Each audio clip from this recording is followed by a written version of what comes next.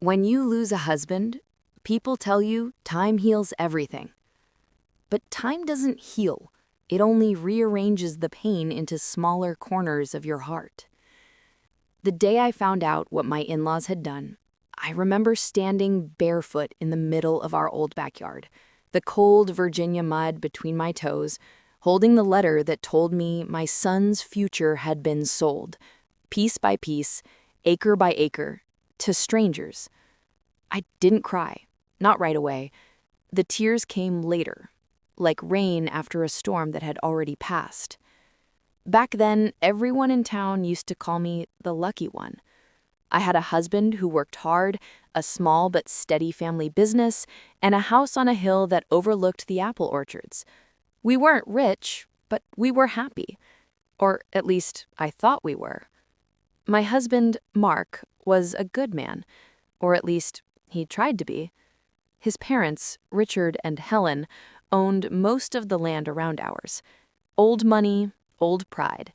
They were the kind of people who kept their smiles polite and their judgments sharp. Helen, my mother-in-law, had a way of looking at me like I'd borrowed something of hers without asking. Maybe it was her son. Maybe it was his attention.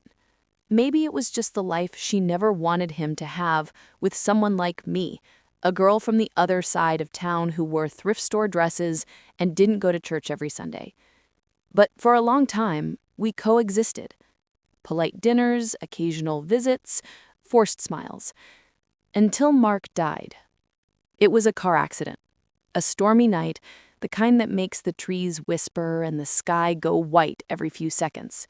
He never made it past the bend near Clover Creek. I still remember the sheriff's voice when he called. It wasn't the words that broke me. It was the silence between them. After the funeral, the house felt too big, too still. My little boy, Daniel, was only 6. He kept asking when Daddy was coming back, and I didn't know how to explain to a child that death doesn't make return trips.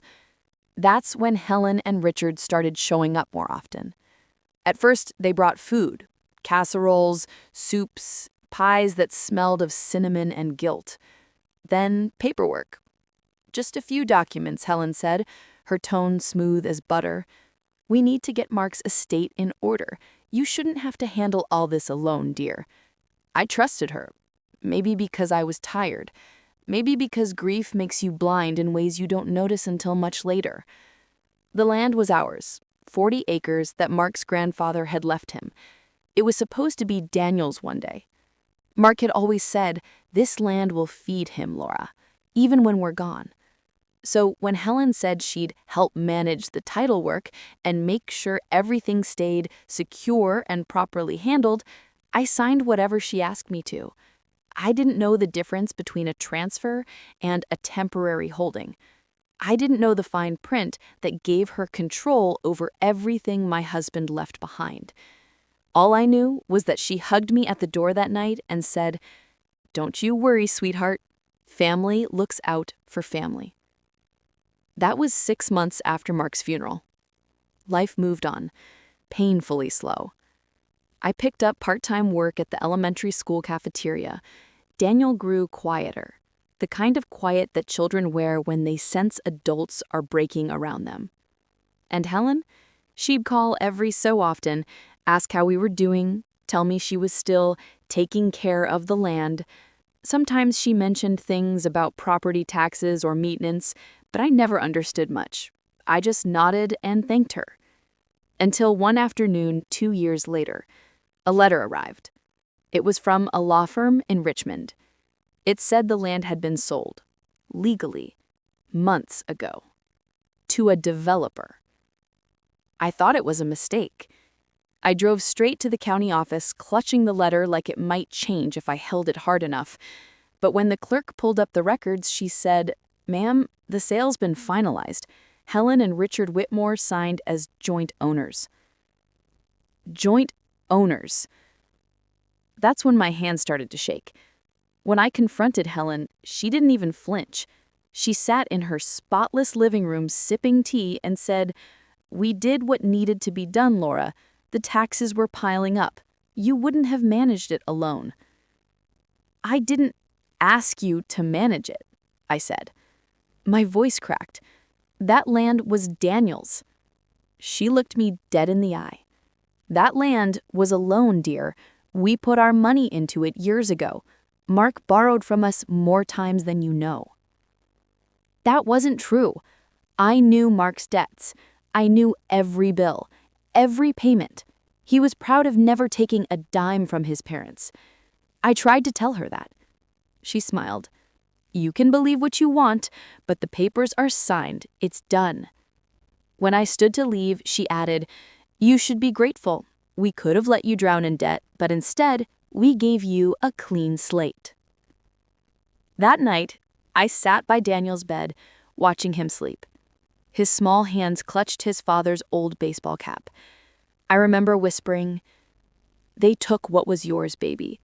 But I swear, one day, I'll get it back." I didn't know how yet, but I knew this much. I wasn't going to let Helen rewrite our story. Not while I was still breathing. Grief changes people. It made me softer on the outside, quieter, more polite, but inside, something hard began to grow. For months after that confrontation, I walked around like a ghost in my own life. The people at church whispered that I looked tired. The cashier at the grocery store started double-bagging my items without me asking. Maybe she saw the tremor in my hands. But the truth is, I wasn't tired. I was angry. Angry that Mark was gone. Angry that I'd trusted the wrong people. Angry that my son's future had been traded for a clean slate. I started digging. I'd never been the kind of woman who dealt with papers or banks or lawyers. Mark always handled those things. But desperation makes you brave in strange ways. I found every old folder he'd kept in the desk drawer, under the loose wooden plank that creaked every time he opened it.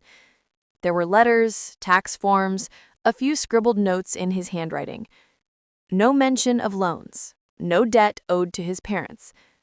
That was my first clue. The second came when I visited the local notary who'd stamped the land transfer 2 years ago. His name was Mr. Kavanaugh, a balding man with kind eyes who'd known Mark since high school. When I asked him if he remembered the documents, he looked uneasy. "Yes, ma'am. Your mother-in-law brought them, said you were too overwhelmed to sign in person. She had power of attorney authorization." I froze. Power of attorney? I never signed anything like that.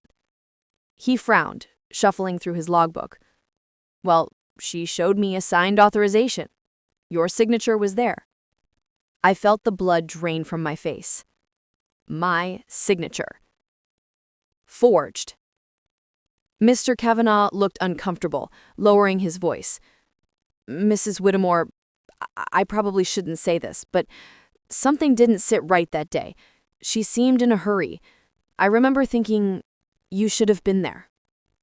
That night, I sat in the dark staring at the documents spread across my kitchen table. Every line of ink felt like a knife. I ran my fingers over the copy of Mark's will, the one he'd written before his last surgery years ago. It clearly said the land was to go to Daniel, under my guardianship, until he turned 21. Helen had lied. Not just about the loan, but about everything. I didn't sleep much after that. My body ran on caffeine and fury. The next morning, I called a lawyer, the only one I could afford. Her name was Janet Howell, a young woman fresh out of law school with sharp glasses and sharper instincts. She listened quietly as I explained everything, her pen barely moving. When she finished, she leaned back. "If your mother-in-law forged your signature, we can challenge the sale, but it'll be a fight. You'll need proof." "Then we'll find it," I said. She smiled faintly. "Good, because women like Helen Whittemore, they don't expect women like us to fight back." It was the first time someone had stood on my side without pity.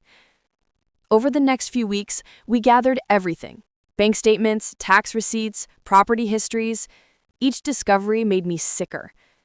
Helen had transferred ownership of not just our land, but 3 smaller plots adjacent to it, all in my husband's name, to a shell company under her brother's control. Then they'd sold the whole block to a development firm in Richmond for triple the supposed loan amount. I remember staring at the numbers. $640,000. Meanwhile, I was still working double shifts, counting coins at the gas station to buy Daniel new shoes.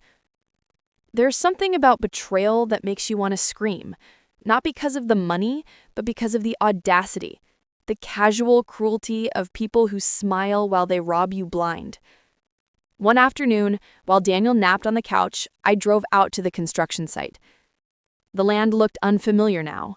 Bulldozed hills, machines roaring, the air thick with sawdust. The old oak tree where Mark used to hang a tire swing was gone. I stood at the fence until one of the workers came over. "You lost, ma'am?" I shook my head. "No, I just used to live here." He looked away awkwardly. "Sorry to hear that." As I turned to leave, something caught my eye. A rusted metal plaque, half buried in the dirt. I brushed the mud away with my sleeve. It was one of Mark's old boundary markers, engraved with our initials, M+L Whittemore, 2011. I picked it up like it was gold, because to me, it was proof, a fragment of what was stolen. That night, I took a photo and sent it to Janet. She called within minutes. "We can use this. Physical evidence that the development overlaps with your original deeded boundary. They'll have to show their transfer chain." I didn't know what transfer chain meant, but I nodded anyway. That week, we filed the petition. When the notice reached Helen, she didn't call. She showed up. Unannounced, dressed in pearls and perfume. She walked right into my house like she still owned it, her heels clicking against the hardwood. "So this is what you're doing now? Suing your family?" I didn't stand up. "You stopped being my family the day you forged my name." Her smile flickered, just a fraction, before returning. "You think anyone will believe you? You were half out of your mind after Mark's death. You could barely sign your own name." "Maybe," I said quietly, "but I can still read the difference between love and greed." For a moment, she said nothing. Then she leaned in close. "You'll lose, Laura. People like us don't lose." I met her eyes. "Then you don't know me yet." She left without another word. The sound of her car engine fading down the gravel road felt like the start of something, a war I hadn't chosen but couldn't walk away from. That night, after Daniel went to bed, I opened Mark's old journal again. Between 2 folded receipts, I found a note I'd never noticed before. His handwriting, rushed and uneven, but still his. "If anything happens to me, tell Daniel the land is his. Don't let them take it from you." I pressed that note to my chest and whispered, "I won't, Mark. I promise." The first hearing wasn't dramatic. It was fluorescent lights and dry throats, a calendar of backlogged cases, and a clerk who mispronounced my last name. But even in the ordinary, I felt something shift. My story wasn't just mine anymore. It had entered a room with witnesses. Janet sat beside me, her yellow legal pad already crowded with notes. She wore a navy blazer that didn't quite fit at the shoulders and a look of quiet conviction that did. Opposite us, a partner from the Richmond development firm, silver tie, silver hair, silver words. He introduced himself as counsel for the buyer, pointedly not for my in-laws, as if to say, "We only bought what was offered." Behind him, a younger associate balanced a stack of binders like firewood. The judge asked for brief statements. Janet stood, voice steady. "Your Honor, we are petitioning for an injunction to pause further development on the disputed acreage pending verification of the transfer chain. We assert that the sale relied on a forged power of attorney and violated the terms of a will naming the minor child, Daniel Whitmore, as beneficiary." The silver tie man rose. "Respectfully, Your Honor, the buyer acquired the property in good faith with recorded deeds and notarized authorizations. Development delays will cause irreparable harm to multiple subcontractors and families dependent on these jobs. Families. He said it like an antidote, as though saying families could erase the one they'd stripped. The judge granted a limited injunction, no permanent structures on a specific strip of land until the court reviewed the chain of title. It wasn't everything, but it was a beginning, a pause button I could breathe inside. Outside the courthouse, Janet folded the order into her file. Now we start the real work: subpoenas, depositions, records requests. Stay steady, Laura. Steady. I like the word. It felt like 2 feet planted. That Sunday at church, whispers moved faster than the hymnals. I felt them tugging at my skirt hem as I passed. Some folks were kind. Touches to the elbow, pastries left at my door, a casserole with my name taped in careful cursive. Others kept distance, as if lawsuits were catching. Even the pastor's handshake had a question inside it. "Remember," he said, voice soft, "blessed are the peacemakers." I am trying to make peace, just not with theft. He blinked, then nodded, as if my answer rearranged something in him. At home, Daniel practiced dribbling in the driveway, the basketball's thump-thump a metronome that steadied me while I packed school lunches and counted change for the week. He didn't ask about court. When children sense a flood, they build their own dams. Comics, balls, Lego forts. I didn't break his. Meanwhile, the town did what small towns do. It chose sides. The hardware store owner asked if I needed a discount for the fight. The man at the feed supply muttered, "Whitmore folks have always been particular." One of Helen's Bridge Club friends cornered me at the post office to inform me that family matters shouldn't be dragged in public. I smiled without showing teeth and said, then maybe they shouldn't have started in private. The first crack came from a place I didn't expect. Mr. Kavanaugh, the notary. He called one evening, voice low. "Mrs. Whitmore, I found the copy from that day. The authorization she presented had a smudge on the bottom I ignored at the time. I shouldn't have." "What kind of smudge?" "The kind an inkjet leaves when someone reprints a signature onto a new form." Silence sat between us like a third person. "I kept the original scan," he continued. "I don't know if it proves forgery, but it proves caution was warranted. I'll testify." After I hung up, I sat very still and tried not to cry. Not out of sadness this time, but because relief can be a shock to a body that has lived on adrenaline for too long. Janet moved quickly. She filed for the notary's records, then for Helen and Richard's bank statements tied to the shell company.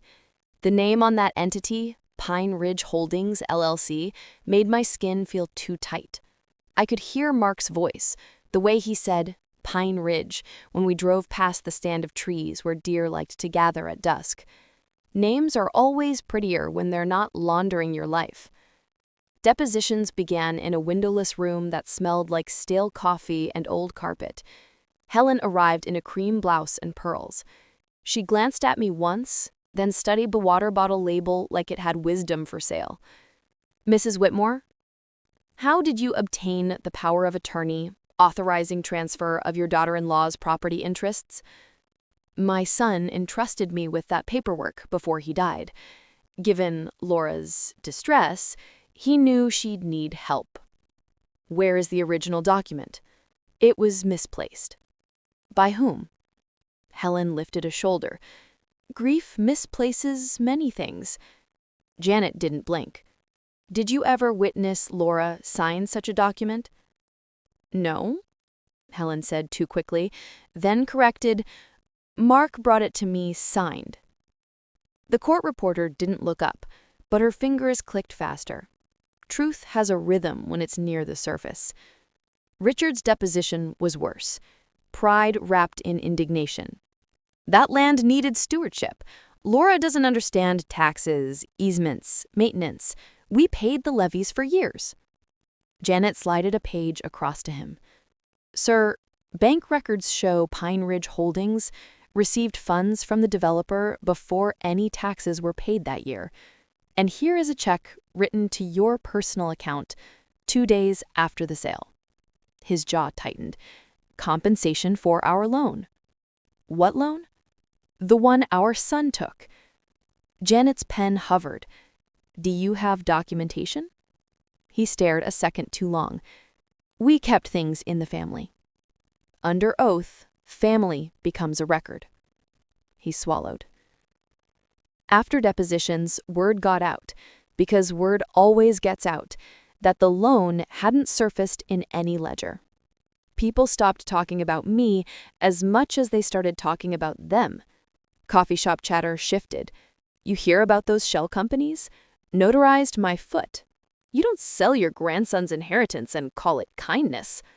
At the school, a mother I barely knew slipped me a folded note at pickup. If you need childcare on court days, I can take Daniel after school. My boys would be glad for the company. Kindness is a kind of protest, too.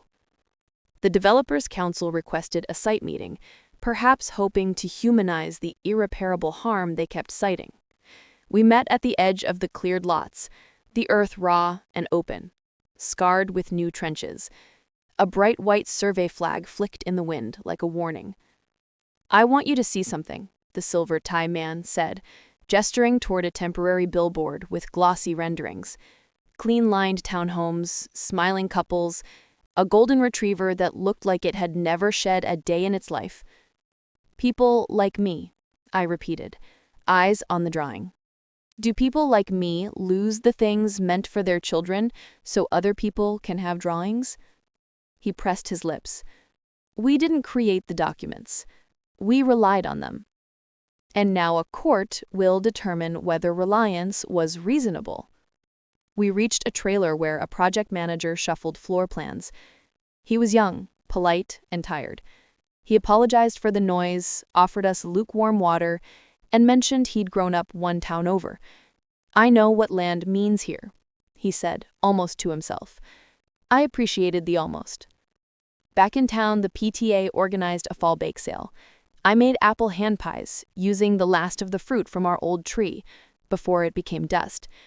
As I crimped the edges, I thought about how you hold things together.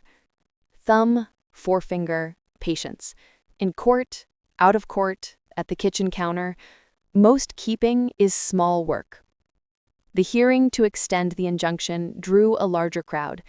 Helen and Richard sat together, a seamless front. I felt the old ache of what could have been, a family that grieves together and keeps one another whole. Then I remembered the ledger that held my life on the wrong side of the equal sign. Janet called Mr. Kavanaugh. He took the stand, palms damp, glasses sliding. He spoke carefully about the day Helen brought papers, about the authorization that appeared to be my signature, about the faint, irregular band where an inkjet had likely replicated a scanned signature. He did not accuse, he observed. But in the quiet air of that room, observation was its own thunder. Then Janet presented Mark's note, the one he'd tucked between those receipts. The judge allowed it as a contemporaneous statement of intent. I didn't look at Helen when it was read aloud. I looked at the flag behind the bench and thought about promises. The judge extended the injunction and widened its scope to all undeveloped parcels derived from the contested transfer, pending trial. The silver tie man scribbled something furiously. Richard exhaled through his nose. Helen finally turned to look at me. Her eyes were hard, but behind them I saw a flicker. Of what? I couldn't tell. Doubt? Rage? Fear? It doesn't matter. A flicker is enough to know the wind has changed. That evening, Daniel and I walked past the park where the maple leaves had turned the color of rust. He kicked at a pile, sending up a soft red cloud. "Mom," he asked, voice small, "are we winning?" I considered the word. Winning had always sounded like trophies and speeches. This felt more like standing, like not moving when someone tells you you don't belong where you're planted. "We're telling the truth," I said. "Sometimes that's what winning looks like at the beginning." He nodded, satisfied. Children accept answers that adults spend years on learning. At home, I poured chamomile tea and opened the case file again. The pages didn't terrify me anymore. They felt like planks across a creek. Not land yet, but a way back to it. As I turned off the kitchen light, a truck slowed outside. Headlights washed over my porch, then kept going. I waited for the night to settle. It did. It always does, even when people don't. The next morning, a letter arrived. A certified one, green card attached. It was from the developer. Settlement discussion request. I held the envelope, the paper warm from the mailbox sun, and felt the tiniest click inside, like a lock testing its memory. Janet read it at my table, chewing the end of her pen. They want to talk. That means they're worried about court. What do? We listen, she said. Then we remember what is not for sale. I looked at Daniel's backpack dropped by the door, a streak of dust still on the canvas from the old driveway. I thought of Mark's note, the boundary marker in my drawer, Mr. Kavanaugh's careful voice, the neighbor's casseroles, the pastor's reconsidered nod. I thought of oak roots under torn earth. We'll go, I said, and we'll be steady. The developer's office was all glass and quiet, one of those places where every sound seems embarrassed to exist. Janet and I sat across from two lawyers and a corporate liaison whose smile was professional but hollow, like a portrait that never blinked. Helen and Richard were already there.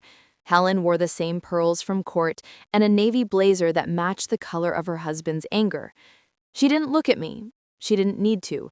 I could feel her disapproval radiating like a furnace. The head lawyer cleared his throat. We appreciate everyone coming. Our client, the development company, wishes to avoid prolonged litigation. We are prepared to discuss a settlement to resolve this matter amicably. Define amicably, Janet said. He folded his hands. A cash settlement in exchange for withdrawal of your claim and public acknowledgement that the sale was valid. I blinked. You want me to admit it was valid? It would be framed as a mutual clarification of misunderstanding. You'd receive fair compensation, adjusted for inflation. How much? Janet asked. He slid a paper across the table. The number stared up at me. $75,000. It was less than 1/8 of the land's value. Helen leaned in. It's generous, Laura, more than you'd ever get if this drags on. Think of Daniel. Do you want his childhood spent in courtrooms? I looked at her. Really looked at her. At the woman who'd rocked my baby in his first month of life, who'd hugged me after Mark's funeral, whose grief had looked like mine. And for a heartbeat, I almost wanted to believe her again. But then I remembered that night in the kitchen, the letter, the dirt on my hands where the oak once stood, the cold shock of realizing someone could rewrite your life with ink. I think of him every day, I said softly. That's why I'm here. Janet folded the paper back toward the lawyer. We'll need full financial disclosure of all proceeds from the sale and distribution among the sellers. Then we can talk numbers. Richard scoffed. You can't expect us to hand over personal bank statements. That's exactly what I expect. Discovery would demand it anyway. The lawyer cleared his throat again, sensing tension thickening like syrup. Perhaps we should take a brief recess. While they stepped out, I stood by the window. The city sprawled below, all steel and ambition. For a second, I missed the quiet of home. The sound of cicadas, the creak behind the house, Daniel's laughter when he chased fireflies. Do you think they'll ever admit it? I asked. Janet shook her head. People like them don't confess, they negotiate, but sometimes negotiation exposes truth all the same. When we returned, Helen's lawyer looked uneasy. There seems to be a discrepancy in the records. Mrs. Whitmore, would you care to explain the transfer of funds from your late son's life insurance policy? My head snapped up. What? Helen's expression barely flickered. It's irrelevant. It's not, Janet said quickly. Explain. The lawyer adjusted his tie. After Mr. Whitmore's passing, Mrs. Whitmore Sr. here claimed executor status and moved $120,000 from the life insurance trust, funds designated for Daniel's educational benefit into a joint investment account. That account later funded the down payment on the land purchased by Pine Ridge Holdings. The room went still. So that's what she meant by loan. She hadn't lent us money, she had taken my son's inheritance to buy it out from under him. You used his own money, I whispered. You bought his future with his father's death. Helen's lips parted, but no words came. Richard shifted uncomfortably, as if gravity had just changed sides. It wasn't like that, she said finally. We were protecting it, growing it. You wouldn't have known how to invest. We protected it? My voice cracked. You hid it. You buried it in fake companies and signatures, and you called it protection? Her eyes glistened, not from remorse, but from rage. Rage at being exposed. You've always been ungrateful. Mark deserved better than a wife who couldn't manage a checkbook. Maybe, I said quietly, but he didn't deserve parents who turned his grave into profit. No one spoke after that. Even the air conditioner seemed to hush itself. The meeting adjourned in silence. The next week was a blur of filings and motions. Janet amended our case to include misappropriation of trust funds. It changed everything: the tone, the leverage, the headlines in the local paper. Whitmore heirs face alleged misuse of insurance trust. Helen stopped showing up to hearings. Richard came once, eyes hollowed out, hands trembling. Maybe guilt, maybe fear, maybe both. Daniel started asking questions. Are Grandma and Grandpa in trouble? I paused before answering. They made a mistake, and when grown-ups make mistakes, they have to fix them. He nodded, the way kids do when they don't understand but want to trust anyway. Weeks passed. Winter came early that year. Gray skies, frost on windows, silence in the fields. I found myself driving out to the edge of the development one last time before the final hearing. Snow covered the ground where our apple tree once stood. The workers were gone now, the site abandoned until the court's verdict. I stood there, breath visible in the cold air, and whispered, "You were right, Mark. They tried to take it, but I didn't let them." That night, Janet called. "You sitting down?" Should I be? They want to settle again. This time, full restitution. Land titles restored to Daniel's trust, plus damages for legal fees. I closed my eyes. Why the change of heart? Because they know the state might pursue criminal charges for the trust misuse. This is their last chance to walk away with dignity. I didn't answer for a while. The idea of winning didn't feel like victory. It felt like standing on ash, because nothing could bring back what was lost. The tree, the quiet mornings, the way Mark used to whistle on his way to the barn. But then I looked at the small desk in the corner of the living room, where Daniel had drawn a picture for school, us standing on a green hill, holding hands, a house behind us, labeled Home Again. "Take it," I said finally, "but make sure the land's deed is in Daniel's name before I sign a thing."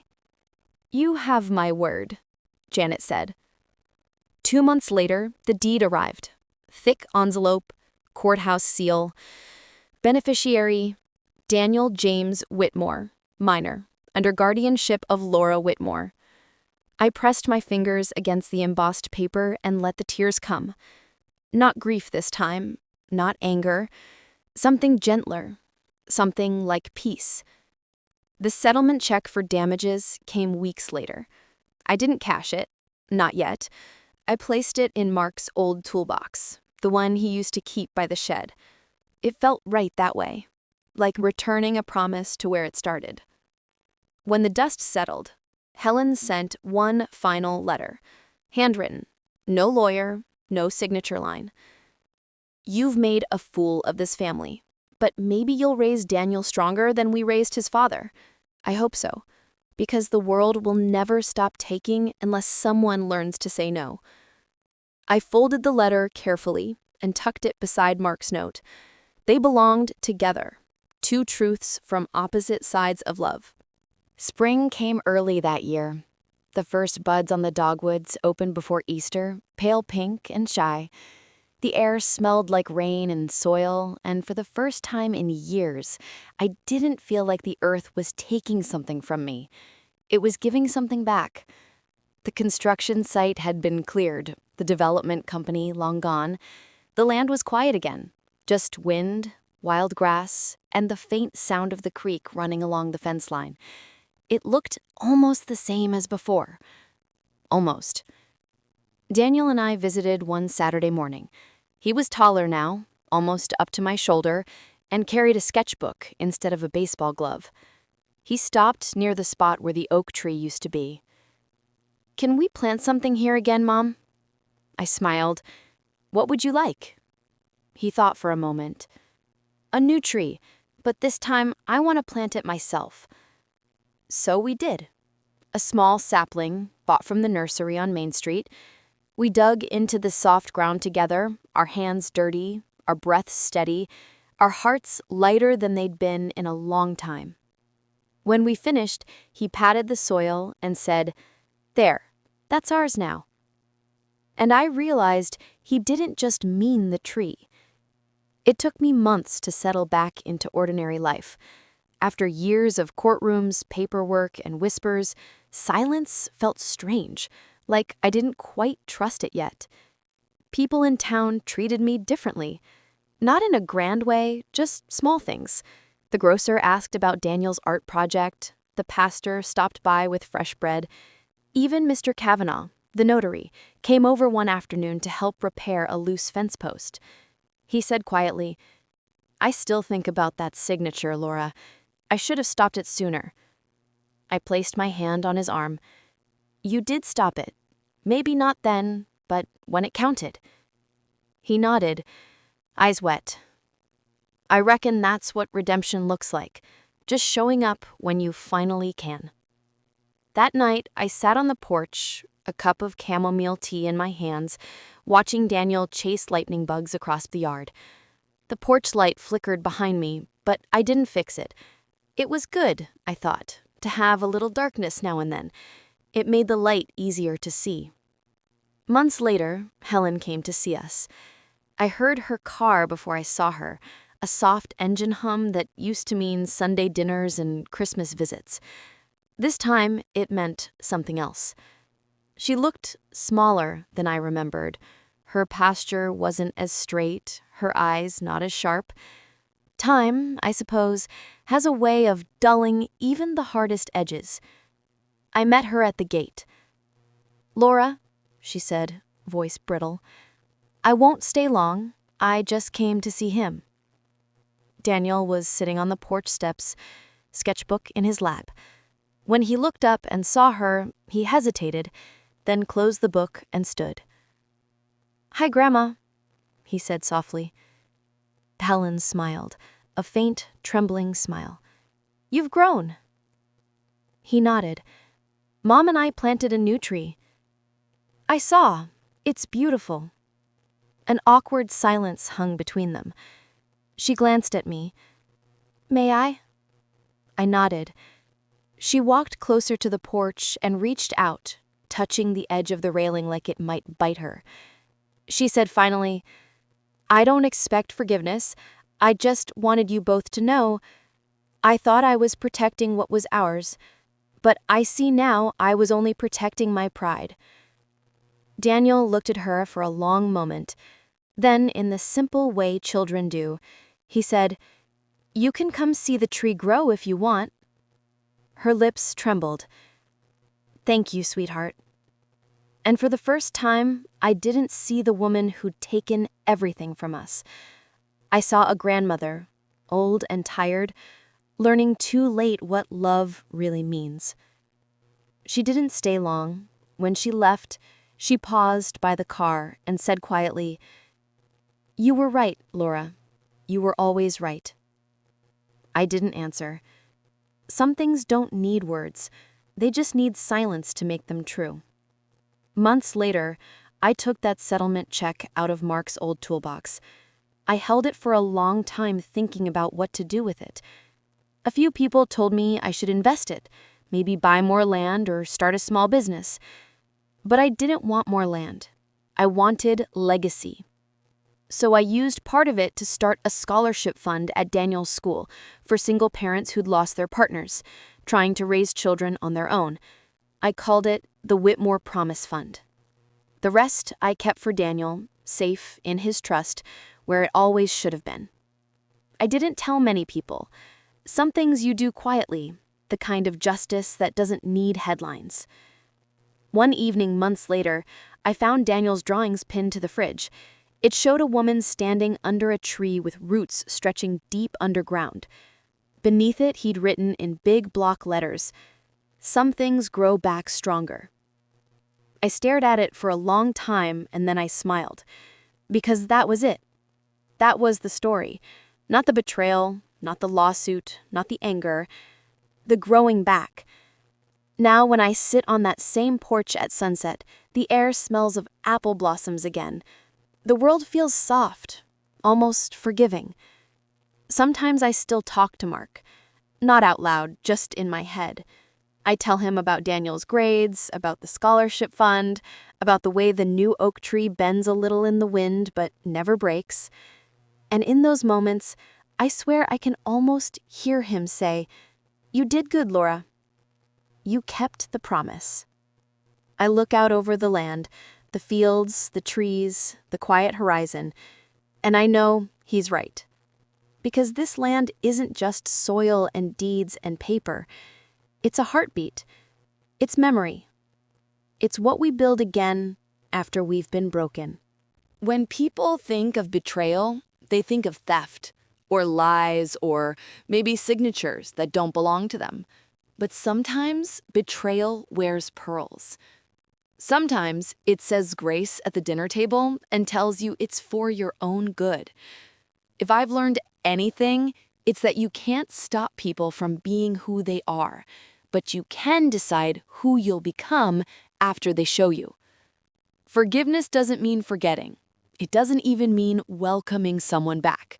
Sometimes forgiveness is just setting down the weight so you can walk again.